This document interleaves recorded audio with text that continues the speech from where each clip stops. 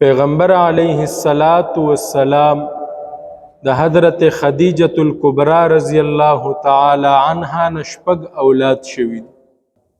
ډومبنه په هغه کې حضرت قاسم رضی الله تعالی عنه دی. د حضرت قاسم سے په نوم باندې بیا د پیغمبر علیہ الصلاۃ والسلام کنیت مبارک خودلې شوی. ځکه پیغمبر علیہ الصلاۃ والسلام بزنت ابو القاسم ویلو او غیر چاپیر او صحابو کې چې څومره مرګریو یا خلکو په عربو کې د نوم غستلو رواج ډیر کم. دا سه محترم او معزز سړی هغه به چې کم دی یا د پلار په نوم یادېدو یا به د زوی په نوم یادېدو. نو پیغمبر علیہ الصلاۃ والسلام ته ابو القاسم ویلو. او بیا په هغه لنډه زمانه کې پیغمبر علیه الصلاۃ والسلام د دې ممانعت هم کړو. په هغه وخت کې بل چا د پاره ابو القاسم کنیت خودل جایز نو. خدا هغه زمانه پورې دا قید. اوس چونکی پیغمبر علیه الصلاۃ والسلام د دې دنیا نه پرده کړی دا او په خپل روضه اطهر کې حیات دی، نو اوس دا پابندی نشته. دویم اولاد د پیغمبر علیه الصلاۃ والسلام هغه حضرت زینب رضی الله تعالی عنها چې دا د پیغمبر علیه الصلاۃ والسلام په زنانه اولاد کې په ډومبي نمبر او په ټول اولاد کې په دویم نمبر باندې. د دې واده به حضرت عاص ابن وائل رضی الله تعالی عنه سره شو. حضرت عاص ابتدا کې اسلام نو قبول کړي خو بیا بعد کې مسلمان شو. او دا واده د حضرت خدیجة الکبری رضی الله تعالی عنها په ژوند کې شوی. دریم بیا حضرت رقیہ رضی الله تعالی عنها ده. او سلورم بیا حضرت ام کلثوم رضی الله تعالی عنها ده. دا دوانه پیغمبر علیه الصلاۃ والسلام په ماشومتوب کې د ابو لهب په وینا باندې او دغه په غختنه باندې دغه دوه زامنو په نومونو کړی وي. د ابو لهب دو زامنو عتبه او عتیبه. د ابو لهب څوک دا د پیغمبر علیه الصلاۃ والسلام تر دی او ډیر سخت مخالفت کړی دی. په مخالفت کې چې څومره حدود کراس کړی دي، چې څومره حدود دی هغه ټولو نه وړېدلی. خدا چونکې د بعثت نه مخکې دا اولاد شوی دی او د ماشومتوب رشتې وي، نو په ماشوموالي کې دا دواړه چې کوم دی د خپلو دوو زامنو په نومونو کړي دي، عتبه او عتیبه.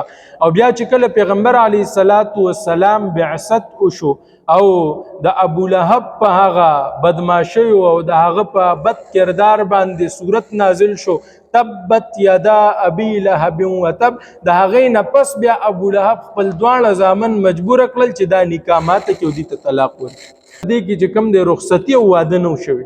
لکه زمونږ په معاشره کې اوس هم په ماشومتوب باندې چې کوم دی هغه جنۍ د یو هلک په نوم کې وروسته چې بیا غټ شي بیا ورته نکاح وکړي او دغه رنګې بیا رخصتي او واده وشي، نو دغسې دا هم د ماشومتوب هغه نکاحګانې وي، په دې کې رخصتي نه وشي. بیا پیغمبر علیه الصلاۃ والسلام حضرت رقیہ رضی الله تعالی عنها ده. حضرت عثمان ابن عفان رضی الله تعالی عنه ته په نکاح کې ور. او بیا دغه رنګ حضرت ام کلثوم رضی الله تعالی عنها هم د بیا په نکاح کې ورکړه چې کله یو بیبي وفات شوله د هغې نه پس دویمه لور هم ورته پیغمبر علیه الصلاۃ والسلام په نکاح کې ورکړه. په دې وجه ورته عثمان ذوالنورین ویلی شي. نو حضرت رقیہ او حضرت ام کلثوم رضی الله تعالی عنهما دا حضرت عثمان ذوالنورین رضی الله تعالی عنه ته په نکاح کې ملو شو.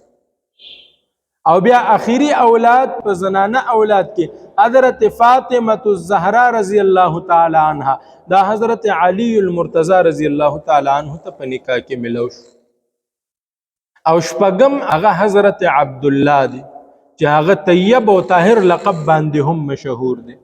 نو دا شپږ اولاد د پیغمبر علیه الصلاۃ والسلام د خدیجة الکبری رضی الله تعالی عنها نشوي. حضرت ابراهیم کم چې د پیغمبر علیه الصلاۃ والسلام بل زوی دی هغه ام المؤمنین ماریه قبطیه رضی الله تعالی عنها نه د پیغمبر علیه الصلاۃ والسلام زوی دی. نو چې څومره نارینه اولاد دي دا په ماشومتوب کې وفات شوي.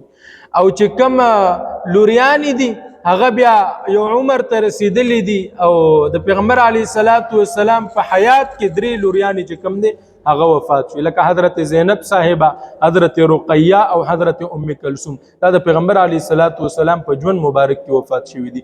او حضرت فاطمه الزهرا رضی الله تعالی عنها د پیغمبر علیه الصلاۃ والسلام د انتقال نه شپږ میاشتې پس د دنیا نه تشریف وړي.